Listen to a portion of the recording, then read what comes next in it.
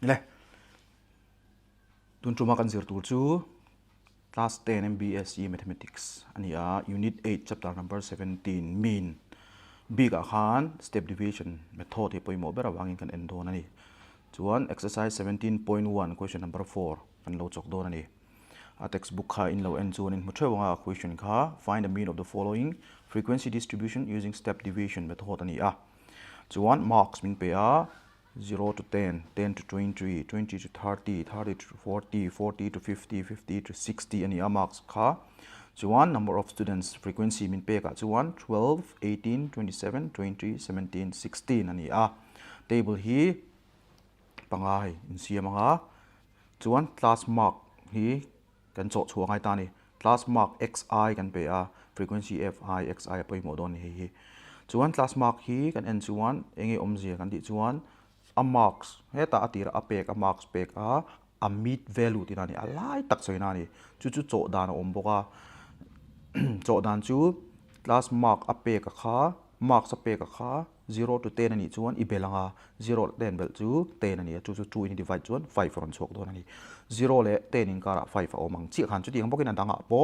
10 to 20 ni chuan 10 le 20 bel chu 30 ani a 2 i divide chuan 15 tiang zel chuan ani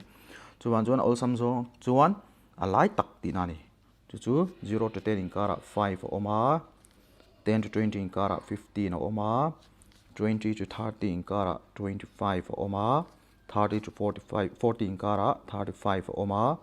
40 to 50 a 45 chuan 50 to 60 a 55 alo ni tani chuan apoimo chu frequency bel khom kha poimo tani ta hian sigma fi ka pe a sigma omji chu sum of tinani summation tinani a bel khom tinani heng zong zong bel khom hi tinani chuan number of students a frequency pe ka wi kan bel khom ta a chu 100 lo ni tani chuan class mark xi a ilak kha ichiaranga khat ni thum li nga ruk parko om ta ni parok a om hian a lai tak a om theilowa 25 le 35 hi a lai a om ten ni wangin kan assume min tur chu achung zok hi assume min a kan mang don ta ni equal to a kan tinga assume min om zia chu a answer min kan chaw chu tur lo ni ta se ti ani kan lo assume ani chuan answer na ken kan chaw chu na po 25 nen hian a in nai hle don ani chuan a dot le hi table pakhat le hi ui zon chu tur ani ui chu xi atanga a paya chu taron chuak chu h a divide tur ni h hi enge omjing an ti chuan h chu class size ti nani class lai zong an ti na nei class ho en tala a mark so hi class interval kan ti mark si kan en chuan a size hi 10 ani ta ni hei 10 atanga 0 pai chu 10 20 atanga 10 pai chu 10 30 atanga 20 pai chu 10 chu tiang zelin a size a zau zong so ina ni ta ni chu h alam to h kan vo ta ni chuan helai hi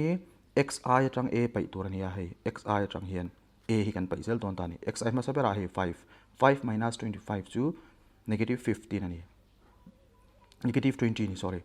20 ni chu 10 divide chun 2 ron chok don ta ni khatia cho khep ngai lo khan ti hian ol sam de na cho thei ta ni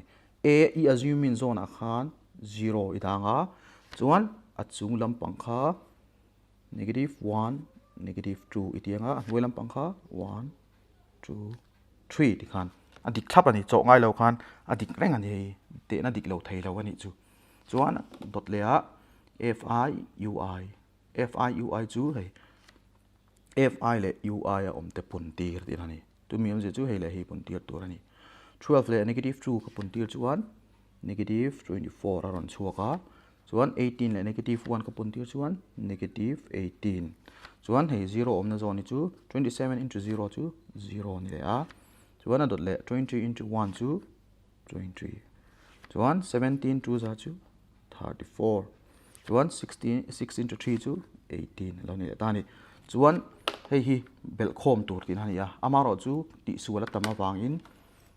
negative le negative hi bel tur ni wangin ta hian hrani kan belanga chuan positive zong hi kan bel le bonga ti hian chuan negative 18 le negative 24 bel chu negative 42 lo ni ta ni chuan positive zong kan bel lenga heng pathum hi bel khom chu 8 9 10 11 12 ani 1 ala panga 3 4 5 6 72 positive 72 le negative 42 chu kan bel chuan 0 30 ron chuak ta ni ka table b ka chun ti kan zo le ta next a mean kan zong to don ni therefore mean chu x bar kan mang thin ta x bar is equal to kan tiang hi mean soina ni mean fi tu ni chu a plus sum of fi ui divided by sum of fi into h formula hi chu by han ve ngai ta ni chuan hi bracket akan ta nga assume na kaman kha 25 ani a 25 plus ti nga chuan sum of fi ui a 30 kan mu chu kha ni a 30 divided by 100 into h2 ka soi to khan plus size soi na ni kha 10 alo ni ta ni chuan kan chok nga 0 le 0 in kan sel ha 0 le 0 in kan sel ko ka chu ta ron chuak chu 3 chu ron chuak ta a 25 plus 3 chu 28 alo ni ta ni chuan kan min mu chu 28 alo ni ta ni hei step deviation ha chaw dan ani